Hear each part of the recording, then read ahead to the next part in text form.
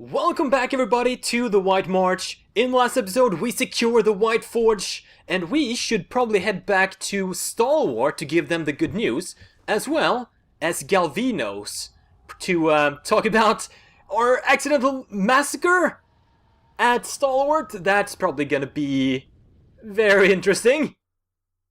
By the time you stepped out of Durgan's battery and into the new snow outside, word had already spread of strange lights rising from the fortress and energy crackling in the sky. The survivors of Stalwart flocked to Durgan's battery, their steps hastened by the promise of peace and prosperity at last. They mended their walls, gathered their strength, and prepared their town for the new opportunities that were sure to come. And with the voices of Durgan's battery silent at last, none heard the distant groan of something stirring among the peaks, as massive and relentless as an avalanche. Wait, how are we supposed to get down from here? Oh, with a grappling hook or something? The crumbling edge of this long platform suggests that there are once stairs leading down from here. We can jump across. And we did it! Yay! Is there gonna be stuff here? I'm pretty sure... Oh yeah, this is that tower, okay. This is where we found that soul-bound weapon back in the day. Now we're down over here. Let's go report into Galvino before we head over to Stalwart. And I think that's gonna be it for, I guess, the main storyline of the White March, which is setting up for part 2, I'm thinking. And after that we're gonna head over to that wizard tower near Cadenua. Galvino! The devil has not scorched you yet, eh? Perfetto. I have some news about Grinde. Yes? Does the sniveling cur hide in his home? Or has he been exiled to a place even more frigid and foul? He's not gonna be happy that we killed him, is he? He wanted him exiled? I learned that he murdered his sister. Diverus! The man is even more of a wretch than I thought. What of him now? Surely the villagers string him up with his own fishing line. Well, he saw what I was up to, so I had to kill him and everyone else in the fishery. I would have preferred that he did not escape his ignominy so quickly. Still, I am grateful for your help. I will open a good wine tonight. As for you, take this. Thank you. Alright, farewell. Let's head back to Stalwart. Good news, Mayor! Been 200 years since folks set foot in Durgan's battery. Now you've cracked the place wide open, and with quite the display. Thanks to your help, we just might pull through. You've done a lot.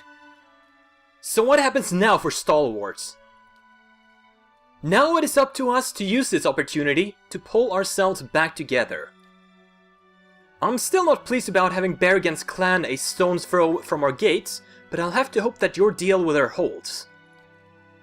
We'll just have to hope Taina pushes along a few more years. She once knew a lot about mining, and she's starting to go in the head.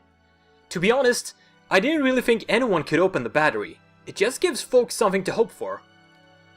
But I'm starting to hope. The White Forge could turn things around for us if we're able to make use of it before some dear wooden noble stakes a claim out here. I'm glad I could help. So are we. But I'm hoping you'll make use of the White Forge too, if you haven't already. After all, it doesn't get much better than Durgan steel. If you can forge some into your existing gear, you'll have a powerful set of equipment in your hands. What's on your mind? Wait, Harka? Probably out in the rusted... The only way Oh, yeah. to be free of revenge is to never pursue it. Turn the other way and never look back. It's the devil's, nemesis, the one she's looking for. Why do you want to know? A friend asked me. Well, if you don't find him, just check back later. What's on your mind? Sure. Alright, we're done with the main quest. Maybe we should check back with that Harka guy? Yeah, let's head over to the Russet Wood before we head over to... back to the main continent, or main area, to check out the Wizard Tower. Alright, where do you suppose this guy's gonna hang around? Probably by one of these... oh, Hunter's Camp? Maybe? The abandoned camp is where we found that Grimoire note. Woodcutter's Grove. That's definitely where he is. Let's see what happens here. Can we, like, persuade her not to, murder him? Or try to get him into custody? Let's see. It's him! Harka! I remember that weak chin and those knobbly knees. I've got an arrow ready, for whichever one of them needs it. How goes? The elven man emerges into the clearing and freezes, staring at the devil of Caroc. For an elf, he's tall and rangy, with a weather-beaten face beneath stringy, greasy hair. The others with him turn, glaring and gaping at the bronze golem. Oroc's shadow. What's that wicked thing doing here? Why are you so nervous? It's a killer! Look, we don't want no trouble. Just trying to do our work. We'd be much obliged if you'd leave us be. And take that thing with you. Enough! What do you see, Alana? Is that the man who torched us? Wait, what? Oh yeah, I can read his soul! He steps away from you, but your awareness reaches through his trembling skin and the feeble resistance of his fear. You see memories. Snow-shrouded forests partitioned by fallen pines and firs. Days measured by the steady swing of your axe. There are other moments too, recollections that flare up like the hearth's welcoming fire. There are children, spry and lanky like you, but still full of the rowdy energy of youth. Together, you scatter winter bloom petals on the grave. You reach deeper into Harka's soul. Years roll back. A torch in your left hand bathes your face and shoulder in heat. All around you are other men and women holding other torches, and the mountain air is acrid with the stench of smoke and sweat. Rage billows off of the others. It's been a fever in your blood for days now, exhausting you and invigorating you in equal measure. You are at the edge of that town, cold morn. It's hours yet before dawn, but the commotion has started to awaken the village. Candlelighted nights behind frost-crusted windows, and haunted faces peer out at you through the glass. You begin to doubt yourself. Just then, a door slams. A villager comes racing through the streets, kicking up snow. With his stark white face and pale hair, he looks almost like a ghost. The line of torchbearers ripples as he gets closer. He picks up speed, but nobody moves toward him. You imagine him breaking through the row, shattering your ranks like a bad dream that brought you all here. You imagine waking up in your bed, the heat from your torch nothing more than the warmth of your wife sleeping next to you. Instead, the villager reaches the row of torchbearers a stone's throw away from you. A woman advances from the line and bears her dagger in his back. The rest of your fellows shout. Rage, memory, and bloodthirsty triumph boils up in you. You all came with a purpose. You came to bring justice to the traitors of Cold Morn. The next few hours are painted in color more vivid than life. You put your torch to anything that stands and your sword to anyone who runs. It is as if Magran herself whispers in your ear and guides your hand. Exhaustion has almost cooled your rage when you spy a house at the edge of town, one of the only buildings that hasn't been burned yet. It is flanked by knotty spruce trees, and the door is painted yellow. Yellow, the bloom of sunrise, the hue of your son's hair, the color of cowardice. Just then, someone bells into you from behind. It is a man, someone you remember from your journey to Cold Morn, although you can't recall his name. He snarls at you, mad with indiscriminate rage, and it occurs to you that he's mistaken you for one of the villagers. You smash the windows and hurl your torch inside. The other man has turned away. You think you hear a child squeak within the house, but it's impossible to tell about the roar of the riot. Harka shivers as you pull away from his memory. His eyes are wide with guilt and fear. Spit it out, Alana. What did you see? It's not that simple. Don't give me that greasy horseshit. You looked into the squalid dregs of his soul. Tell me what you saw. I mean, he's obviously regretful about what happened, but he did get swept up with the crowd. And they're all like, mob mentality is a big thing. I'm gonna go with trying to reclaim her humanity.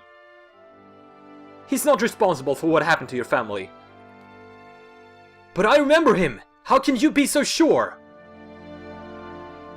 I looked into his soul. As she looks from Harka back to you, a despairing groan rises out of her throat. Questions bubble and burst in her essence. Finally, the heat patterns fade from her chest plate, and her body surrenders its tension. What a waste. She watches as Harka runs and stumbles away. As he disappears, she turns back, her joints rattling like empty pots and pans. What happened? Did I just get XP? Or did the stat gonna... Oh, there, she's got something to talk about. Almost 15 years I've been looking for him. Now I'd rather we never cross tracks. You spared him. You should feel good about that. Good? I don't feel good. Just... Empty? Used to be I had something to hunger for. Stung at me night and day, but at least it was something. Now there's nothing. Not even that burn of wanting something. Just that look on his face. Fear?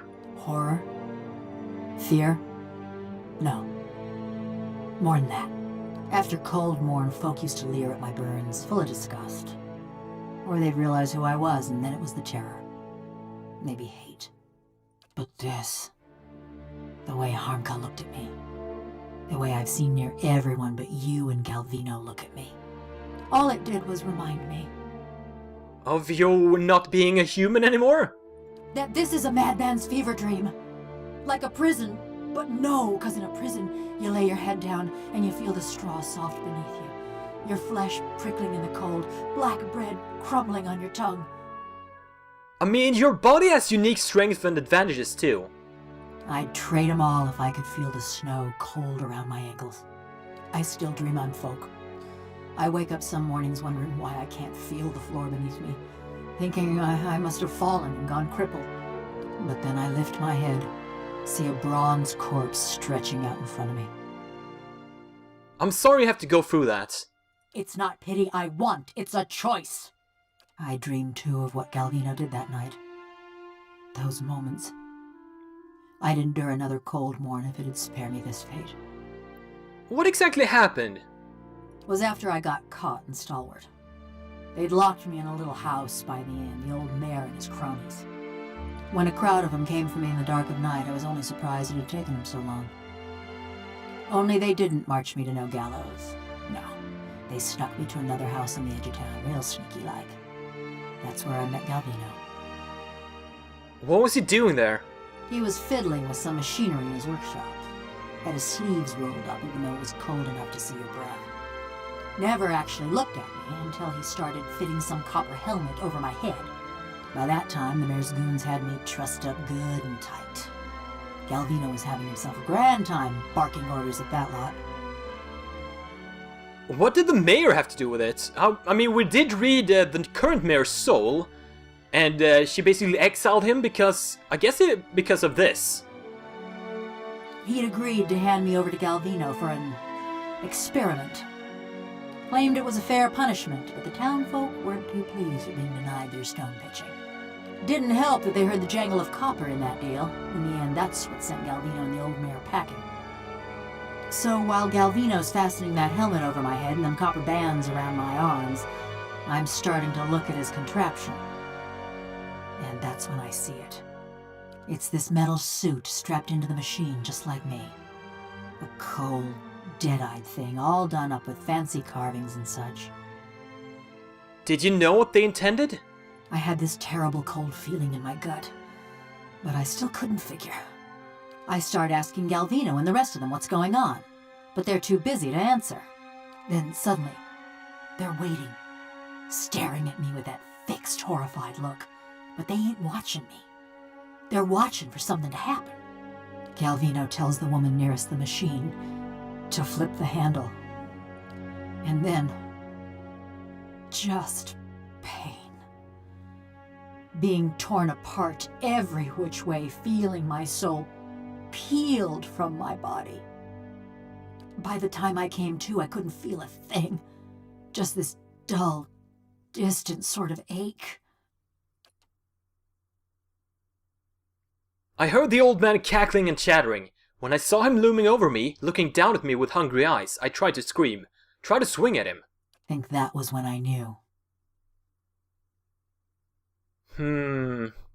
Well, it's over now. I guess you're living it, so I shouldn't probably say that. And that's how you ended up here. Sure enough, and how Galvino ended up in that little shack. The rest of Stalwart didn't take kindly to having a killer in their midst, nor to seeing their mayor and the Ornery Valians strike a secret deal. They drove Galvino out, destroyed a fortune in machinery, and wrote a letter to the Academy in Salona, ruining what was left of his name. Still, he's lucky he didn't get a pelting. The old mayor fled too, and Stalwart's been as snug and cheery as ever. Now that we've dealt with Harka, why have you stuck around? You're better company than Galvino. Aww, thank you. Been a while since I were out in the world. Guess I'm keen on seeing more of it. Even if I'm stuck with a bleeding heart. Thank you. Anyways, I've been wondering about that fortress. What about Durgan's battery? Near everyone thought it'd have just the thing they need. Those villagers thought it'd fix up their broke-down town. Until you gave them bigger worries. Galvino always thought it carried some great secret of Animanson. And all them adventurers came looking for fancy gear.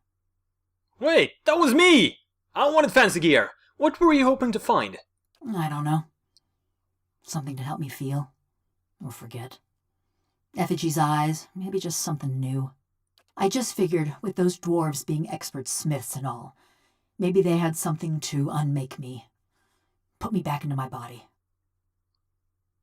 I mean... your body has decayed. I know, it were just a passing fancy. Aww, she got agitated. I'm sorry about that. Just 'cause I'm made of metal don't mean I got murdered. Alright, never mind then. Does she want us to go there and try to find something? Just checking. Also, we did get the bounty. Tealdor. Where was Tealdor again? Is he in town? We should probably check in with him before we head back. Alright then. Oh, Tealdor! Are you the guy up here, maybe? Tealdor? Yeah. I killed Mesla and the Sisterhood of the Slate Skull. And for that we got a lot of experience. Didn't we have more bounties over here? The Gleaming Society. That's probably gonna be in the Falls area. I'm gonna skip that, I think. And we'll head back to the old map to check out that Wizard Tower. Back to the Durwood and towards Craghold Bluffs.